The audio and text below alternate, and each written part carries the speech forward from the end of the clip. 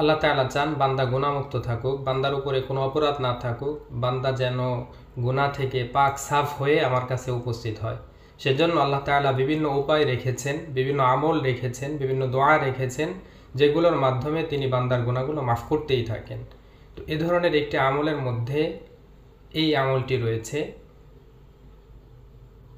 যে আপনি একটি কাপড় পরিধান করবেন, কাপড় পরার পর একটি দোয়া পড়বেন। রাসূল বলেছেন এই দোয়াটির মাধ্যমেই আল্লাহ তাআলা আপনার গুনাহগুলো মাফ করে দিবেন। দোয়াটি হচ্ছে আলহামদুলিল্লাহিল্লাযী কাসানি হাযা সাওবা ওয়া রাযাকানিহি মিন গায়রি হাওলিন মিন্নি ওয়ালা কুওয়াতিন। দোয়াটির অর্থ হচ্ছে সমস্ত প্রশংসা সে আল্লাহর জন্য, যিনি আমাকে এই কাপড়টি পরালেন, এই পোশাকটি পরিধান করালেন এবং আমাকে আমার কোনো চেষ্টা প্রচেষ্টা এবং শক্তি প্রয়োগ ছাড়াই এটিকে তিনি আমাকে দান করলেন। তো রাসূল বলেছেন এই দোয়াটি পড়লে, কাপড় পরে এই দোয়াটি পড়লে আল্লাহ তাআলা তার পিছনে গুনাহগুলো মাফ করে দিবেন। সুবহানাল্লাহি ওয়া বিহামদি। তো আল্লাহ তাআলার পক্ষ থেকে ক্ষমা পাওয়ার আশায় সচেতনতার সাথে আমরা এই দোয়াগুলো, ছোট ছোট দোয়াগুলো পড়ব, তাহলে আমরা গুনাহমুক্ত হয়ে আল্লাহর কাছে উপস্থিত হতে পারবো। আমাদের অনিচ্ছায় হাজারো গুনাহ আমাদের দ্বারা হয়ে যাচ্ছে। বর্তমান প্রযুক্তির যুগ, প্রযুক্তির কারণে চোখের গুনাহ, হাতের গুনাহ, বিভিন্ন ধরনের গুনাহ আমাদের দ্বারা হয়ে যায়।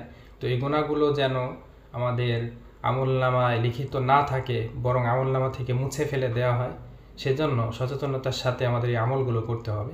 আরেকটি বিষয় আমাদের মাথায় রাখতে হবে, এই যে গুনাহ মাফের আমলগুলোর কথা এসেছে, এগুলো সম্পূর্ণই ছগিরা বা ছোট ছোট অপরাধের ক্ষেত্রে প্রযোজ্য। কবিরা বা বড় গুনাহ মাফ হতে হলে অবশ্যই আপনার তওবা করতে হবে। তওবার যে সুনির্দিষ্ট নিয়ম এবং পদ্ধতি রয়েছে, 2-3টি শর্ত রয়েছে, সেগুলো প্রয়োগ করে আপনার তওবা না করলে কবিরা গুনাহ কিন্তু আল্লাহ তাআলা ক্ষমা করবেন না।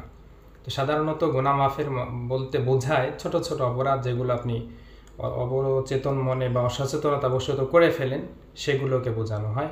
আমরা এ ব্যাপারে যত্নবান থাকি, সচেতন থাকি। আল্লাহ তাআলা আমাদের তৌফিক দান করুন।